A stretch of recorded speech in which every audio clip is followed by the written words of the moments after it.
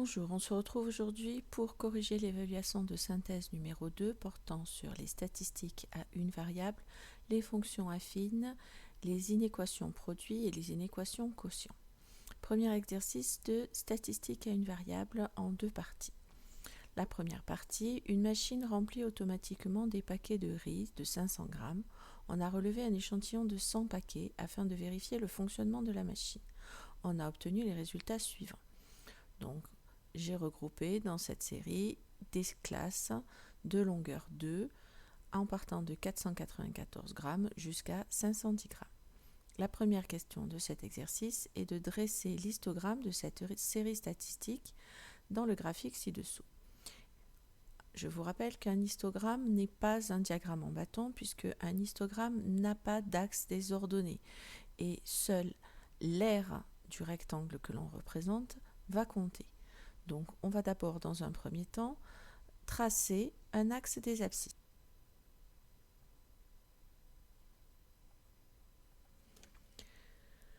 Sur cet axe des abscisses, je vais donc mettre les unités. Donc, on va commencer à 494 grammes, 496 et ainsi de suite. Donc là, 498, 500, 502, 504, 506, 508 et pour le dernier, 510. Pas besoin de tous les écrire. Ensuite, je dois représenter des rectangles qui ont pour R les effectifs qui sont donnés. L'effectif maximal est de 30. Donc pour représenter mon histogramme, il faut que je détermine quelle va être l'aire qui va représenter un certain effectif. Je vais prendre par exemple que ce carreau correspond à un effectif de 4. Je dois donc ici représenter dans l'intervalle 494-496 un effectif de 2, ce qui veut donc dire que je vais prendre la moitié de mon carré.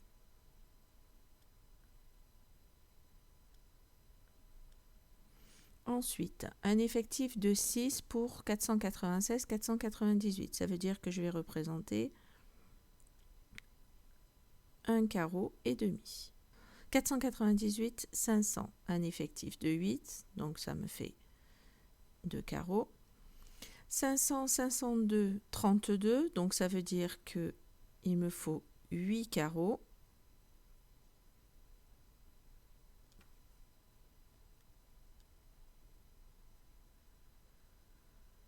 Puis 502, 504, 28 carreaux, ça veut dire 28 d'effectifs, donc 7 carreaux. Puis ensuite 15, ça veut dire que je vais représenter 3 carreaux, 3 quarts.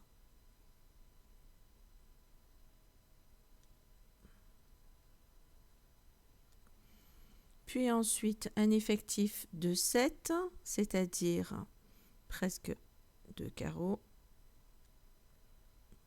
Puis pour terminer, un effectif de 1, donc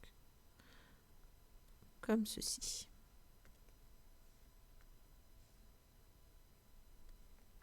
Voilà pour l'histogramme. Question 2. Quel est le pourcentage de paquets de riz dont le poids est compris entre 498 et 504 grammes? Entre 498 et 504 grammes, j'ai 8 plus 32 plus 28, ce qui me fait 68 paquets. Et étant donné qu'on avait pris 100 paquets au total, donc ça fait 68 sur 100 fois 100, ce qui me fait 68%. Donc, il y a 68% des paquets dont le poids est compris entre 498 grammes et 504 grammes. Pour que ce lot soit déclaré conforme, il faut que l'on ait au moins 90% des paquets. Que peut-on penser de ce lot? On a obtenu 68%. C'est inférieur à 90%. Donc, le lot n'est pas déclaré conforme.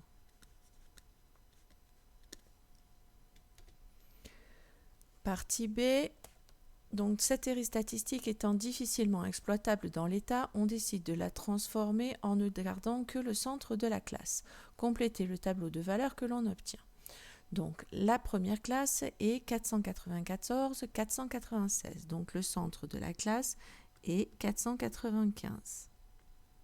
La deuxième, c'est entre 496 et 498, donc je vais garder 497, et ainsi de suite, 499, 501, 503, 505, 507 et 509, avec les mêmes effectifs 2, 6, 8, 32, 28, 15, 7 et 1.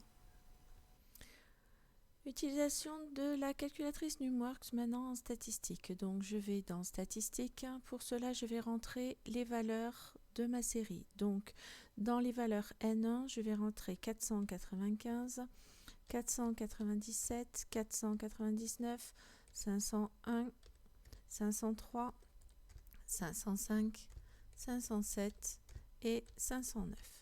Ensuite, je vais rentrer les valeurs des effectifs dans la ligne N1. 2, 6, 8, 32, 28, 15, 7 et 1. Ensuite, je vais aller voir les résultats statistiques. Donc pour cela, je vais dans Stats et je constate que ma moyenne est de 502,15. L'écart type est de environ 2,73. La médiane est de 503, le premier quartile de 501 et le troisième quartile de 503. Voilà ce qui est. Voilà donc pour l'utilisation de la calculatrice Numworks.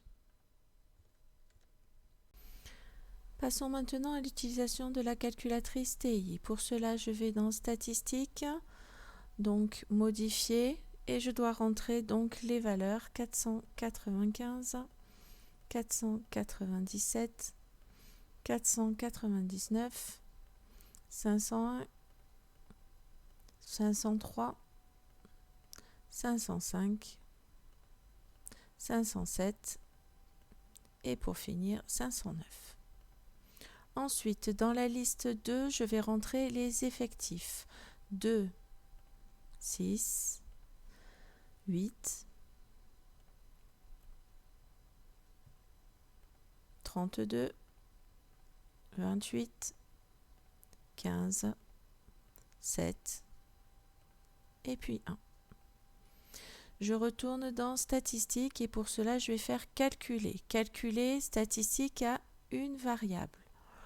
Donc mes caractères se trouvent dans la liste 1, donc tout va bien. Et ici, je vais rentrer que c'est dans la liste 2. Les valeurs liste 1, liste 2, liste 3, liste 4, liste 5, liste 6, vous voyez qu'elles sont en dessus des chiffres 1, 2, 3, 4, 5, 6. Donc pour cela, je fais seconde. Et donc ce qui m'intéresse, c'est la liste 2. Et je vais faire entrer. Je vois donc que la moyenne de ma série X bar vaut à peu près 502,15. L'écart type, c'est le sigma X, il vaut à peu près 2,73. J'ai besoin ensuite de médiane et quartile. La médiane, elle est de 503. Le premier quartile est de 501. Le troisième quartile est de 503. Voilà pour l'utilisation de la calculatrice TI. Passons donc à l'utilisation de la calculatrice Casio en mode statistique. Donc pour cela, je vais déjà dans le mode statistique, le 2. Pour cela, dans chacune des listes, je dois rentrer mes valeurs. Donc je dois rentrer 495, 497, 499, 501, 503, 505, 507 et 509. Ensuite, dans la seconde liste, je dois rentrer les effectifs qui correspondent. 2, 6, 8, 32, 28, 15, 7 et 1. Je dois ensuite faire calculer les paramètres de ma série. Pour cela, je vais dans Calcul, mais avant de faire les calculs, je vais régler ma calculatrice. Pour cela, je vais dans 7. La valeur qui m'intéresse se trouve dans la série liste 1 et la fréquence qui correspond à notre effectif dans la liste 2. Donc tout va bien, c'est parfait. Je fais Entrée et je peux faire Stat à une variable. Je constate que la moyenne qui correspond à x bar vaut 502,15. L'écart type sigma x correspond à 2,73 environ. Ensuite, il me faut les valeurs des médianes et quartiles. La médiane est de 503, le premier quartile est de 501 et le troisième quartile est de 503. Voilà pour l'utilisation de la calculatrice Casio.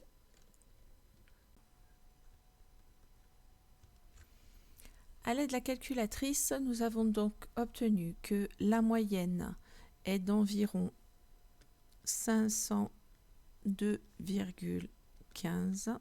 Donc la moyenne est d'environ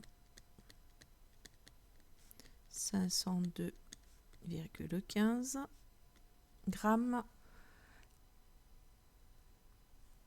Avec la calculatrice, nous avons déterminé que l'écart type était de 2,73 environ.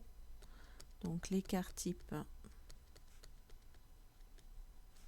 est d'environ 2,73 grammes.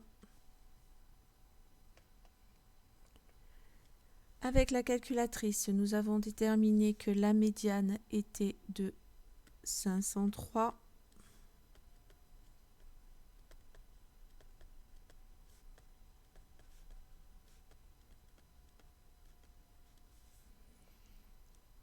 Avec la calculatrice, nous avons pu déterminer que le premier quartile était de 501 et le troisième quartile de 503.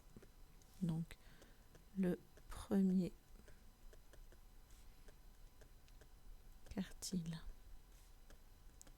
est 501 grammes et le troisième quartile est 503 grammes. Question 6. Donnez l'interprétation dans le contexte de la valeur de la médiane. La médiane est de 503 grammes.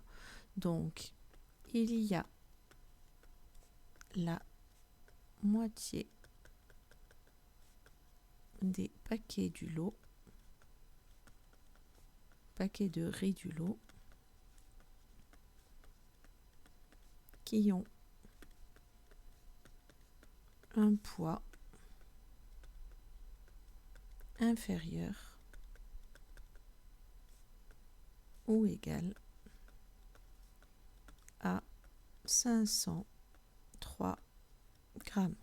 Et donc, on a autant en fait de paquets de riz qui ont un poids inférieur ou égal à 503 grammes que de paquets de riz qui ont un poids supérieur ou égal à 503 grammes.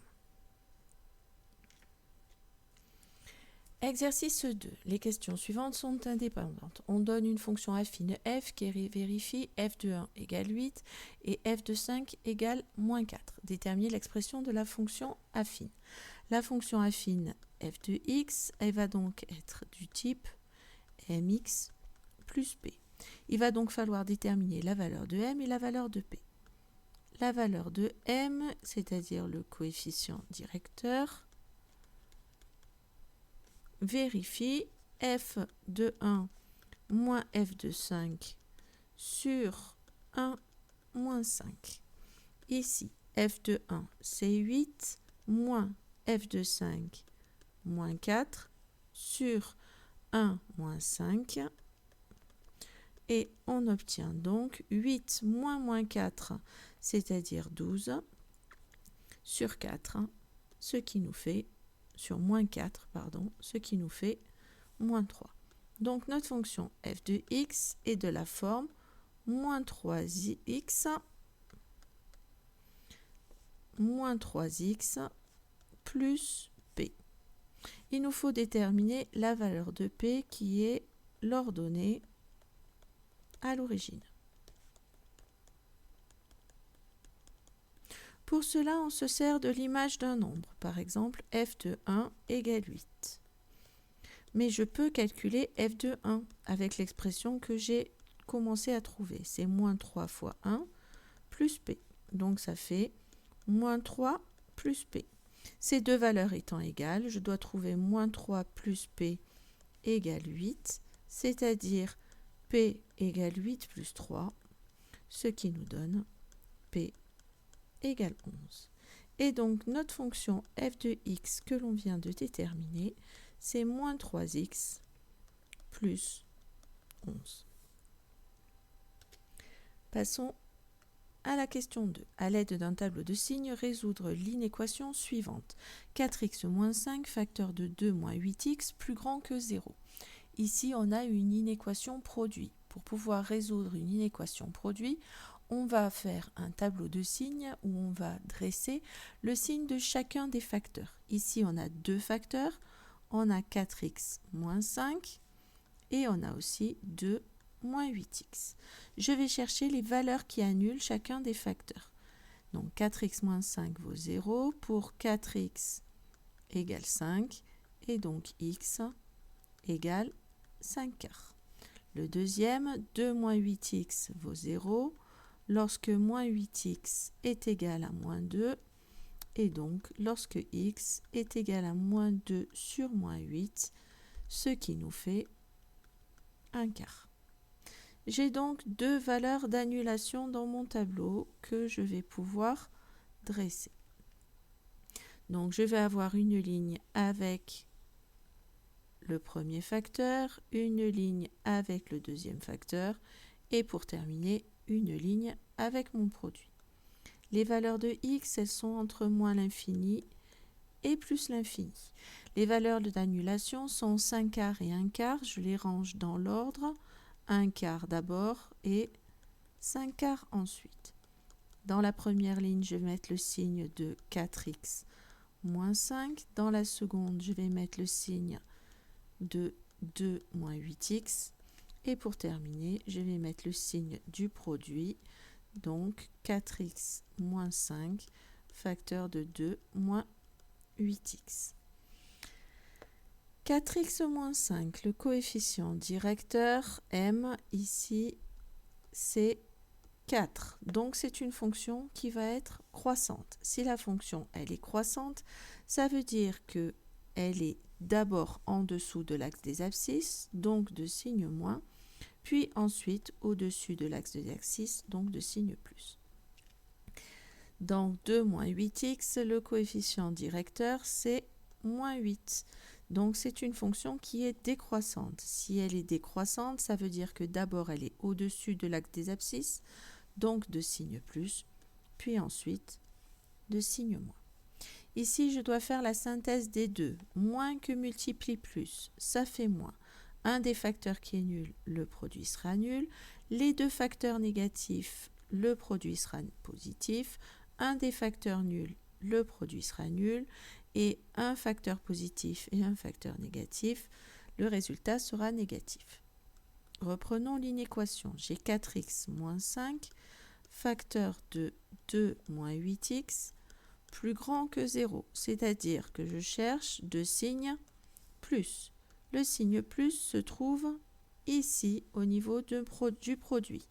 Donc pour les valeurs de x qui se situent ici, ce qui nous donne s égale 1 quart qui est exclu puisque en 1 quart mon produit vaut 0 et moi je cherche strictement plus grand que 0 et jusqu'à 5 quarts qui est lui aussi exclu puisqu'en 5 quarts cela vaut 0.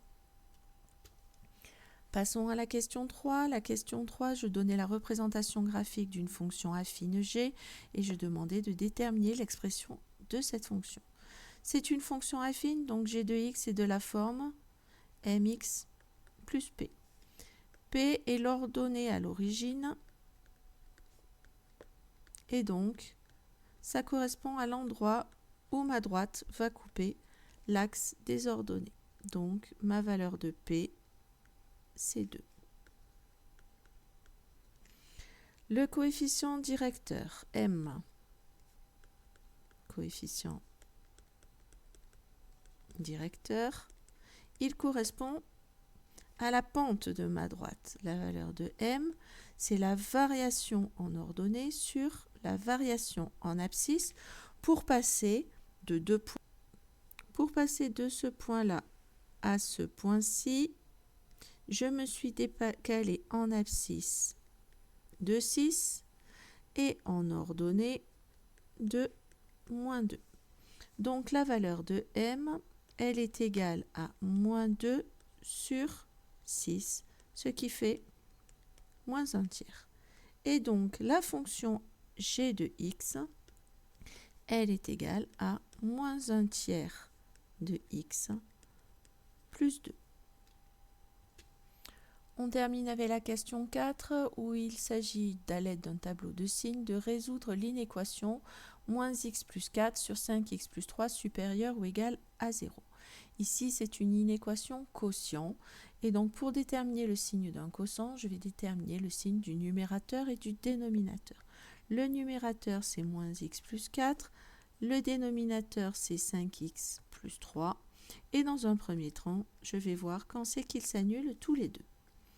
Donc, pour moins x égale moins 4. Et donc, pour x égale 4 pour le numérateur. Le dénominateur, ça nous donne 5x égale moins 3. Et donc x égale moins 3 cinquièmes. Je vais donc pouvoir maintenant dresser le tableau de signes du quotient en dressant le tableau de signes du numérateur et du dénominateur. Donc j'ai deux lignes pour le numérateur et le dénominateur et ensuite une ligne pour le quotient. Les valeurs sont entre moins l'infini et plus l'infini. La valeur la plus petite, c'est moins 3 cinquièmes, celle qui annule le dénominateur, et le numérateur qui s'annule en 4. Donc, j'ai une première ligne avec le signe du numérateur, moins x plus 4. Une deuxième avec le signe du dénominateur, 5x plus 3. Et pour finir, le signe du quotient, moins x plus 4 sur 5x plus 3. La valeur qui annule le numérateur, c'est 4. Et je m'interroge, quel est le signe du coefficient directeur ici? M vaut moins 1, puisque devant x, il y a marqué moins x, c'est sous-entendu moins 1x. Donc ma fonction est décroissante, donc elle est de signe d'abord plus, puisque la droite va être au-dessus de l'axe des abscisses, puis ensuite de signe moins. Pour le deuxième, le coefficient directeur, c'est 5. Il est positif, donc ma fonction est croissante. Donc d'abord au-dessous de l'axe des abscisses, donc de signe moins, puis ensuite de signe plus. Je fais maintenant le tableau de signes du quotient. Plus que divise moins, ça va faire moins. Plus que divise 0, c'est interdit, donc je mets mes doubles barres pour signaler que moins 3 cinquièmes est ma valeur interdite. Plus que divise plus, ça fait plus. 0 divisé par plus, ça fait 0. Et moins divisé par plus, ça fait moins. J'ai l'inéquation moins x plus 4 sur 5x plus 3 supérieur ou égal à 0, c'est-à-dire de signe plus ou 0. Si je regarde au niveau de mon tableau, de signe plus ou 0 se situe ici, donc pour des valeurs de x qui se situent dans cet intervalle. Et donc j'ai comme solution l'intervalle moins 3 cinquièmes qui est exclu puisque c'est la valeur interdite, 4 qui est pris puisque je cherche supérieur ou égale à 0 et qu'en 4, la valeur vaut 0. Voilà, cette vidéo est terminée. J'espère qu'elle vous aura permis de comprendre vos erreurs ou les points sur lesquels vous avez bloqué lors de l'évaluation. N'hésitez pas à la retravailler tout seul et essayer de refaire ce sujet pour être certain que vous avez tout parfaitement compris.